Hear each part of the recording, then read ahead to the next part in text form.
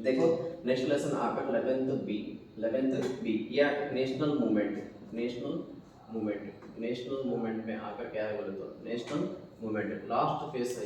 Last phase कहाँ से कहाँ तक चलता बोले तो गांधी जी जब रिटर्न होते हैं साउथ अफ्रीका से 1915 यानी यहाँ स्टार्ट होने का लेकिन ये लेसन में 19 टू 1947 आज़ादी आने तक ये लेसन स्टार्ट होता है। यहाँ पर देखो इंपॉर्टेंट क्या है बोले तो गांधी जी साउथ अफ्रीका से कब आते हैं 1915 में आ जाते हैं। आने के बाद क्या हुआ बोले थे यहाँ पर गांधी जी किसमें पार्टिसिपेट करे, कौन से तहरीकों में पार्टिसिपेट करे। एक आकर 1917 में आकर चंपारण, कौन सा चंपारण सत्याग्रह, चंपारण सत्याग्रह इसमें पार्टिसिपेट करे। फिर उसके बाद 1917 आकर खेदा मूवमेंट, कौन सा खेदा मूवमेंट, 1918 में आकर खेदा मूवमेंट। फिर उसके बाद 1918 में आकर अहमदाबाद मिल वर्कर्स एसोसिएशन, मिल वर्कर्स का स्ट्राइक चलता।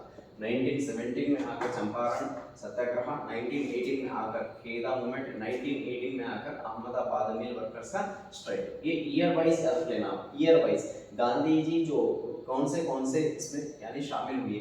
1917 में आकर फर्स्ट स्टार्ट करें चंपारण सत्याग्रह, 1918 में आकर उसके बाद आने वाले खेदा, 1918 में आकर अहमदाबाद मिल वर्कर्स का स्ट्राइक। ये कई तो इंपॉर्टेंट होते हैं यहाँ पर। गांधी जी फर्स्ट जहाँ पर यानी कौन से मूवमेंट्स में शामिल हुए वो क्रोनोलॉजिकल ऑर्डर में पूछना चाहा तो एक क्रोनोलॉजिकल ऑर्डर आपको वेरी वेरी इंपॉर्टेंट होगा। 1917 1918 खेदा, 1917 आकर चंपारण, फिर 1918 आकर कौन सा अहमदाबाद मिल वर्कर्स का स्ट्राइक। ये वेरी वेरी इंपॉर्टेंट है। फिर उसके बाद 1919 अप्रैल 6 यहाँ पर कौन सा आता बोले तो रौलत एक्ट। कौन सा आता है यहाँ पर रौलत एक्ट आता है आपको 1919 अप्रैल 6।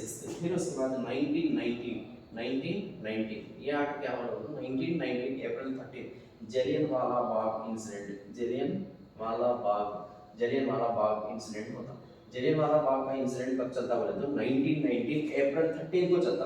अप्रैल 13 यहाँ पर क्या है बोले तो रौलत एक्ट बोले तो विदाउट इंक्वायरी कोई इंडियंस आकर एक ग्रुप बनाकर डिस्कशन कर रहे तो वो ग्रुप वाले में यानी कौन से भी ग्रुप में रहने दो, 3 बच्चे हैं यानी तो 3 लोग हैं यानी तो 4 लोग हैं, वहां पर विदाउट इंक्वायरी के वो लोगों को अरेस्ट कर सकते हैं। यही क्या बोलते हैं तो उसको रौलत एक्ट बोलते हैं। रौलत एक्ट कौन सी ईयर में है 1919 अप्रैल 6 के दिन है। फिर उसके बाद 1919 अप्रैल 13 को क्या हुआ जलियनवाला बाग इंसिडेंट हुआ। यहाँ पर जलियनवाला बाग में इंडियंस आकर एक मीटिंग चला रहे थे। ये मीटिंग में आकर कौन आके बोलते हैं यहाँ पर पंजाब में रहने वाला कौन है बोले तो जनरल डायर। कौन है उसका नाम जनरल डायर विदाउट परमिशन कुछ भी इंस्ट्रक्शंस नहीं देते, कुछ भी परमिशन नहीं देता, आकर डायरेक्ट क्या कर देता है फायरिंग चला देता है। ये फायरिंग में कितने लोग मर जाते बोले तो 400 मेंबर्स डेथ हो जाते हैं। कितने लोग मर जाते हैं यहाँ पर 400 मेंबर्स मर जाते हैं। कौन से इंसिडेंट में मर जाते हैं जलियनवाला बाग इंसिडेंट में इंतकाल हो जाते हैं। यहाँ पर आकर ये इंसिडेंट कब चला 1919 अप्रैल 13 को चला। और यहाँ पर इंपॉर्टेंट क्या है बोले तो रविंद्रनाथ ठाकुर ये ब्रिटिशर्स की तरफ से इन पे एक टाइटल आया था और टाइटल का नाम क्या नाम है बोले तो नाइटहुड। ये नाइटहुड को क्या करते थे पीछे वापस रिटर्न कर देते, रिजेक्ट कर देते। ये जलियनवाला बाग इंसिडेंट में आप लोग जो यानी कितने लोगों को 400 मेंबर्स इंडियंस के यहाँ पर क्या करती है अब फायरिंग में इंतकाल कर रहे यानी उनको मार दिए। इसके लिए आपकी तरफ से जो भी मेरा टाइटल आ गई नाइटहुड बोलने वाले टाइटल वो टाइटल मैं आपको रिटर्न दे दूँ बोल के रिसीव करके पीछे रिटर्न कर देते हैं। कौन रिटर्न करते हैं आर रविंद्रनाथ टैगोर। ये इंपॉर्टेंट है। और उसके बाद 1920 यहाँ पर क्या होता बोलते था खिलाफत मूवमेंट क्या है बोलते तो टर्की में जो नवाब थे यानी सुल्तान थे उनको खलीफा बोल के बोल रहे थे।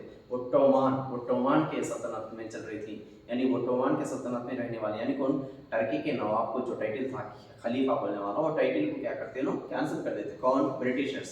ये ब्रिटिशर्स खलीफा बोलने वाले लक़ब को निकाल देने से पूरे ऑल ओवर वर्ल्ड में पूरे के पूरे मुस्लिम्स क्या करते हैं खिलाफत मूवमेंट को स्टार्ट कर देते हैं। यहाँ पर इंपॉर्टेंट क्या है बोले तो इंडिया में खिलाफत मूवमेंट को कौन स्टार्ट करे शौकत आली एंड मोहम्मद अली। इनको क्या बोलते हैं बोले तो आली ब्रदर्स खिलाफत मूवमेंट को स्टार्ट कर दिए। यहाँ पर इंपॉर्टेंट क्या है बोले तो 1919 अप्रैल 6 के दिन दौलत एक्ट हुई, 1919 अप्रैल 13 के दिन जलियांवाला बाग इंसिडेंट हुआ, 1920 में आकर खिलाफत मूवमेंट हुआ। ये तीनों के बेस से 1920 आईएनसी सेशन चलता। आईएनसी सेशन कौन से प्लेस में चलता? नागपुर। ये नागपुर सेशन में गांधी जी यहाँ पर दो अनाउंसमेंट, सदारत के यहाँ पर दो अनाउंसमेंट करते हैं। एक आकर यहाँ पर क्या होना, स्वराज, इंडिया को किसकी जरूरत है? स्वराज की जरूरत है। फिर उसके बाद क्या बोलते हैं, नॉन कोऑपरेट मूवमेंट को स्टार्ट कर रहे हैं, बोलकर अनाउंस कर देते हैं। 1920 के आईएनसी कहाँ पर चली? नागपुर में चली। एक आकर यहाँ पर डिमांड्स क्या है बोलते हैं इंडियंस के, एक आकर हम लोगों को स्वराज चाहिए, और उसके बाद सेकंड वन क्या कर रहे हैं ना, नॉन कोऑपरेट मूवमेंट को स्टार्ट कर रहे हैं। कौन से इंसिडेंट से आपको नॉन कोऑपरेट मूवमेंट स्टार्ट की जा रही है? तो ये तीन, एक आकर रौलत एक्ट, सेकंड वन आकर Jallianwala Bagh incident, third one आकर खिलाफत मूवमेंट। ये तीनों के बेस से ही नॉन कोऑपरेट मूवमेंट बोलने वाली स्टार्ट होती जा रही है। ये स्टार्ट होने के लिए कौन सा सेशन मेन इंपॉर्टेंट है बोले तो 1920 Nagpur session very very important है। 1920 नागपुर सेशन में ही डिसीजन लेते के हम लोग इंडियंस कौन सा स्टार्ट करना है, नॉन कोऑपरेट मूवमेंट को स्टार्ट करना है बोल के डिसीजन ले लेते। ठीक है, यहाँ पर देखो 1906 ये 1906 में क्या है बोले तो इंपॉर्टेंस इसका ढाका, कौन से प्लेस में? ढाका प्लेस में क्या है बोले तो यहाँ पर क्या है बोले तो मुस्लिम लैंड होल्डर्स के साथ और कौन आते बोलते हैं यहाँ पर आकर नवाब्स। कौन है? नवाब। इन दोनों मिलकर यानी मुस्लिम्स के कौन? लैंड होल्डर्स, और उसके बाद क्या है, लैंड होल्डर्स के साथ नवाब्स। इन दोनों मिलकर क्या करते बोलते हैं यहाँ पर इसको स्टार्ट करते बोले तो ऑल इंडिया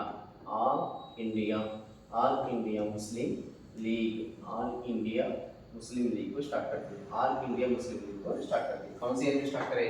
1906। फिर 1915 में आकर हिंदू महासभा को स्टार्ट करते हैं। ये कौन स्टार्ट करते बोले तो पंडित मदन मोहन मालव्य इसको स्टार्ट करा, हिंदू महासभा को स्टार्ट करा। फिर उसके बाद 1920 में और एक बात है, एक आकर आरएसएस राष्ट्रीय स्वयं सेवक संघ, और एक सेकंड वन आकर कम्युनिस्ट पार्टी। ये दोनों यहाँ पर 1920 की स्पेशल क्या है बोले तो एक आकर आरएसएस आती, राष्ट्रीय स्वयं सेवक संघ, और सेकंड वन आकर कम्युनिस्ट पार्टी आती। 1915 में ऐसे कौन सी बोलते थे? हिंदू महासभा। 1906 में ऐसे कौन सी बोलते? मुस्लिम ऑल इंडिया मुस्लिम लीग बनने वाले स्टार्ट हो गए। ये 4 इयर्स के बहुत इंपॉर्टेंस है। 1905 1915 1920। देखो यहाँ पर फर्स्ट कहाँ से आ गए हम ये लेसन में? 1917 में आकर चंपारण सत्याग्रह, 1918 में आकर खेदा, फिर उसके बाद 1918 में आकर क्या है, अहमदाबाद मिल वर्कर्स, 1919 अप्रैल 6 के दिन आकर क्या है, रौलत एक्ट, 1919 अप्रैल 13 का आकर क्या है, जलियांवाला बाग इंसिडेंट, 1920 को क्या है, खिलाफत मूवमेंट, फिर उसके बाद 1920 में क्या है, नागपुर सेशन। यहाँ पर कौन सा मूवमेंट स्टार्ट हुआ? Non cooperate movement. फिर उसके बाद 1906 का क्या है, ऑल इंडिया मुस्लिम लीग। फिर उसके बाद 1915 में क्या है, ऑल हिंदू महासभा। फिर उसके बाद 1920 में क्या है, कम्युनिस्ट पार्टी, और उसके बाद आरएसएस बोलने वाले चीज स्टार्ट हो गई। ओके, क्लियर है? ओके, और उसके बाद देखो नेक्स्ट बोले तो यानी नॉन कोऑपरेट मूवमेंट में जो भी रिजल्ट क्या हुआ और इंसिडेंट्स क्या हुए ये देखेंगे।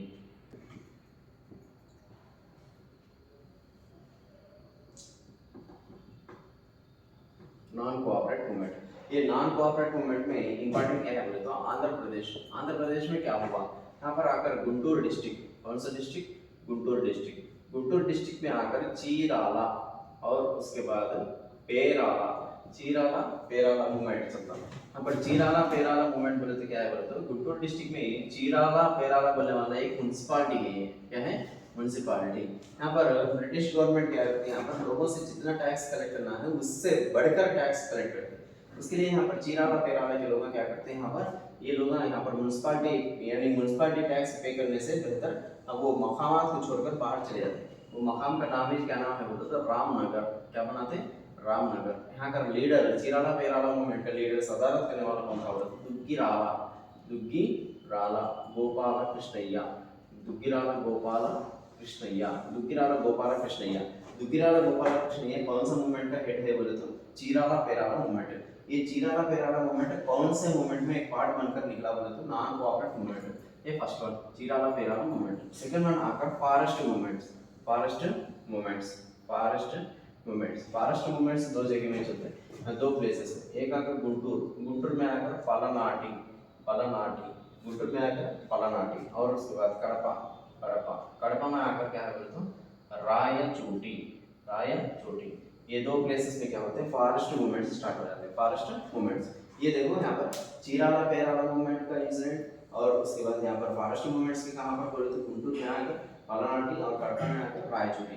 ये 3 इंसिडेंट्स टोटल कहाँ पर चल रहे बोले तो आंध्र प्रदेश में चल रहे। कौन सा मूवमेंट में एक हिस्सा बनकर चल रहे बोले तो नॉन कोऑपरेट मूवमेंट में एक हिस्सा बनकर चला रहे हैं। और उसके बाद नेक्स्ट है टेनेंट्स, टेनेंट्स आकर टेनेंट्स यूपी में, यूपी में प्रतापगढ़, प्रतापगढ़, प्रतापगढ़ में रहने वाला, प्रतापगढ़ बोलने वाले प्लेस है। ये प्लेस में आकर, प्लेस में आकर किसको सपोर्ट कर रहे बोले तो टेनेंट्स, टेनेंट्स, टेनेंट्स बोले तो क्या जो खेती बाड़ी की जाती है वो खेती बाड़ी आकर क्या करते किराएदार को दिया जाता ना, वो किराएदारों को क्या बोलते हैं टेनेंट्स। ये टेनेंट्स को सपोर्ट करने के लिए कौन से मकाम पे यहाँ पर भी मूवमेंट स्टार्ट होता है तो उत्तर प्रदेश के प्रतापगढ़ में भी मूवमेंट स्टार्ट हो जाते हैं। ये 3 इंसिडेंट्स कहाँ पर चल रहे बोले तो नागपुर मूवमेंट में चल रहे। और अब इम्पोर्टेंट क्या है बोले तो ये नॉन कोऑपरेट मूवमेंट कौन सा इंसिडेंट से रुक गई, कौन से इंसिडेंट से रुक गई 1921-22। कौन सा चौरी, चौरी चौरा, चौरी चौरा इंसिडेंट। ये चौरी चौरा इंसिडेंट कब चलता है ये 1922 में। कौन सी ईयर में चलता 1922 में चलते चौरा, चौरी चौरा इंसिडेंट चलता है। यहाँ पर कितने लोग इंतकाल हो जाते हैं बोलते 22 मेंबर्स। यहाँ पर पुलिस स्टेशन को क्या करते हैं इंडियंस बम लगा देते हैं। यहाँ पर बम से, बम के हादसे से क्या हो जाता है 22 मेंबर्स पुलिस ऑफिसर्स मर जाते हैं। अभी इमीडिएटली क्या हो जाते हैं नॉन कोऑपरेट मूवमेंट बोलने वाले गांधी जी स्टार्ट कर क्या करते हैं रुका देते हैं। यहाँ पर इंपॉर्टेंट देखो नॉन कोऑपरेट मूवमेंट किसके तरफ से स्टार्ट हो गई, नॉन कोऑपरेट मूवमेंट किसके तरफ से स्टॉप हो गई। नॉन कोऑपरेट मूवमेंट स्टार्ट होने का मेन रीजन से एक आकर रावत एक्ट, सेकंड वन आकर Jallianwala Bagh incident, third one आकर खिलाफत मूवमेंट। यहाँ पर आकर कौन सा इंसिडेंट के बाद यहाँ पर नॉन कोऑपरेट मूवमेंट बोलने वाली रुक गई बोले तो यहाँ पर चौरी चौरा इंसिडेंट चलने से कौन सा हो गया आपको नॉन कोऑपरेट मूवमेंट बोलने वाली चीज स्टॉप हो गई। Clear. 1923 Swaraj party, 1923 Swaraj party. Swaraj party को किसने स्टार्ट किया बोले तो एक आकर कौन है बोले तो CR दास, CR दास, मोतीलाल नेहरू, मोतीलाल नेहरू, इन दोनों मिलकर मोतीलाल नेहरू और CR दास मिलकर कौन सी पार्टी स्टार्ट कर दी बोले तो स्वराज पार्टी। असल स्वराज पार्टी का मकसद क्या है बोले तो यहाँ पर मोतीलाल नेहरू और CR दास ने क्या कहते हैं हम लोग इलेक्शंस में पार्टिसिपेट करेंगे, इलेक्शंस में ब्रिटिश वालों के इलेक्शंस में पार्टिसिपेट करें। जब हम नॉमिनेट किए तब वो लोगों को हमारे जो भी मकासद हैं, जो भी प्रॉब्लम्स है हम उनको यानी पार्लियामेंट में हम सुना सकते बोल के राइट के लिए हम इलेक्शंस में पार्टिसिपेट करेंगे बोल के क्या बोलते हैं स्वराज पार्टी को कायम किया जाता। कौन से लोग मिलकर वहाँ पर स्वराज पार्टी स्टार्ट करते बोले तो CR दास और मोतीलाल नेहरू दोनों मिलकर क्या करते हैं हम पर स्वराज पार्टी को स्टार्ट कर देते हैं। स्वराज पार्टी कब स्टार्ट हुई बोले तो 1923। और उसके बाद यहाँ पर इंपॉर्टेंट क्या है बोले तो 1930 civil obedience, civil obedience, civil obedience movement start हो जाता है। कौन से ईयर में स्टार्ट हुई 1930 civil obedience movement, civil obedience movement. यहाँ पर आकर इंपॉर्टेंस क्या है बोले तो 1930 मार्च 12 से लेकर, मार्च 12 से लेकर यहाँ पर कहाँ से साबरमती आश्रम, साबरमती आश्रम से लेकर कहाँ तक चलती है दंडी, कौन सा प्लेस तक चलती दंडी तक। 1930 में मार्च 12 के दिन गांधी जी ने कौन से आश्रम से निकलते हैं साबरमती आश्रम से लेकर कहाँ तक निकलते हैं दंडी तक। टोटल कितने किलोमीटर जर्नी करते हैं 375 किलोमीटर जर्नी करते हैं। और यहाँ पर कितने मेंबर्स शामिल होते हैं, मेंबर्स पार्टिसिपेटेड मेंबर्स कितने आते हैं 78 मेंबर्स। और डेज कितने लगते हैं इसको यहाँ से साबरमती आश्रम से दंडी जाने के लिए कितने 24 डेज। ये डाटा वेरी वेरी इंपॉर्टेंट है 24 डेज लगता है। और यहाँ पर क्या है बोले यहाँ पर सिविल ओबीडियंस मूवमेंट, ये सिविल ओबीडियंस मूवमेंट स्टार्ट करने से पहले यहाँ पर क्या होता है 1929 कौन सा कॉन्फ्रेंस होता है यहाँ पर Lahore INC session, Lahore INC session. ये लाहौर INC सेशन में ही जवाहरलाल नेहरू, ये जवाहरलाल नेहरू क्या करते हुए थे यहाँ पर पूर्ण स्वराज, इसका बिल रखते हैं यहाँ पर पूर्ण स्वराज, इंडिया को क्या होना चाहिए, पूर्ण स्वराज होना चाहिए बोल के बिल यानी यहाँ पर इन्होंने डिमांड करते हो।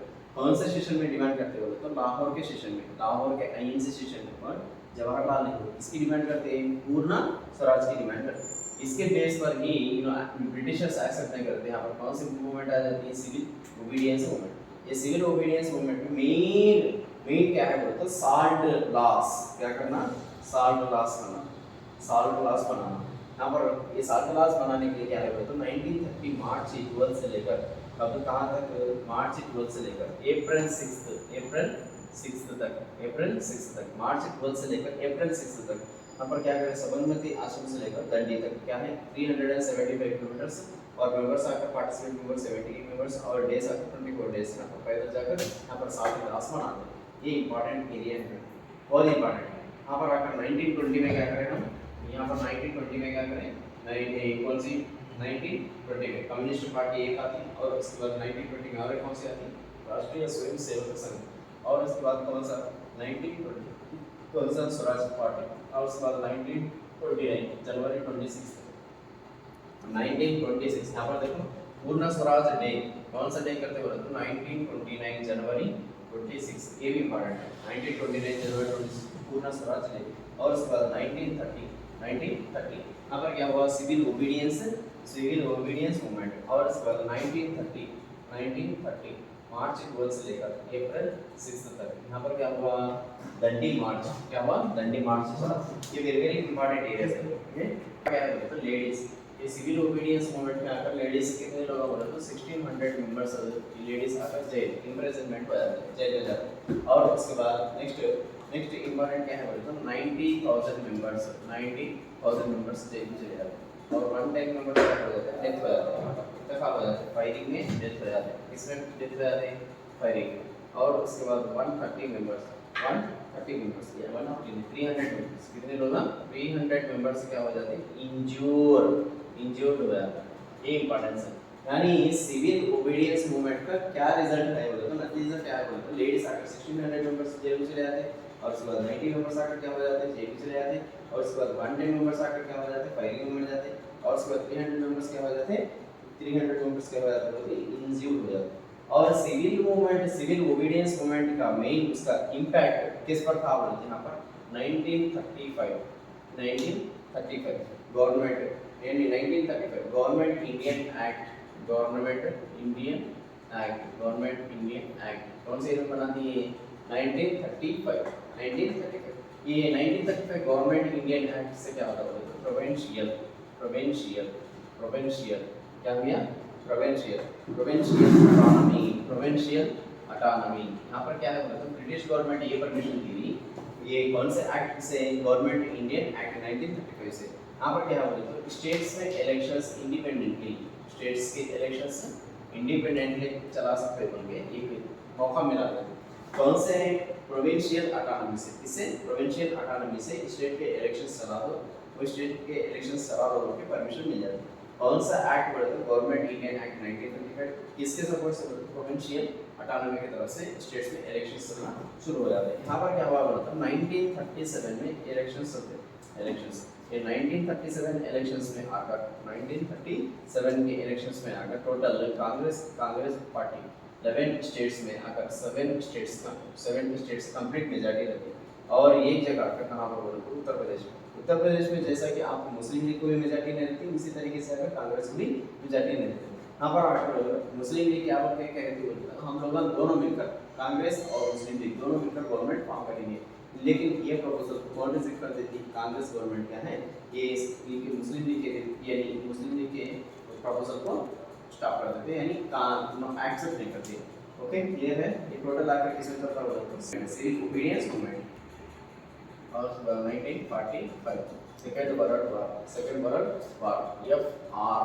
FRA यानी फ्रांस रशिया अमेरिका और उसके बाद USSR सोवियत रशिया, ये चारों कंट्रीज एक तरफ रहते हैं। यहाँ पर आकर कौन से जर्मनी और इटली एंड जापान, ये 3 कंट्रीज एक तरफ रहते हैं। यहाँ पर किसकी जीत होती बोले तो फ्रांस रशिया अमेरिका USSR, इसकी डिफीट होती बोले तो जर्मनी, इटली, जापान वालों की डिफीट होती। यहाँ पर देखो यूएसएसआर कौन से देश को ऑक्यूपाई कर ली? बर्लिन। किसको ऑक्यूपाई कर ली? बर्लिन को ऑक्यूपाई कर ली। फिर उसके बाद अमेरिका आकर कौन सी कंट्री पर? जापान पर। कितने बम लगा देती? दो। एक आकर नागासाकी और दूसरा आकर क्या बोले तो हिरोशिमा। कौन सा? हिरोशिमा। ये दो बम कहाँ पर लगा देते बोले तो अमेरिका वाले कौन से प्लेस में बम लगा देते बोले तो जापान में नागासाकी और हिरोशिमा में बम लगा देते। कौन से वर्ल्ड वॉर में होता है incident? 1939 to 1945 second world war में ये इंसिडेंट्स चलते हैं। Okay okay next 1942 quit India movement. यहाँ पर आकर 1942 अगस्त 8 को कांग्रेस वर्किंग कमेटी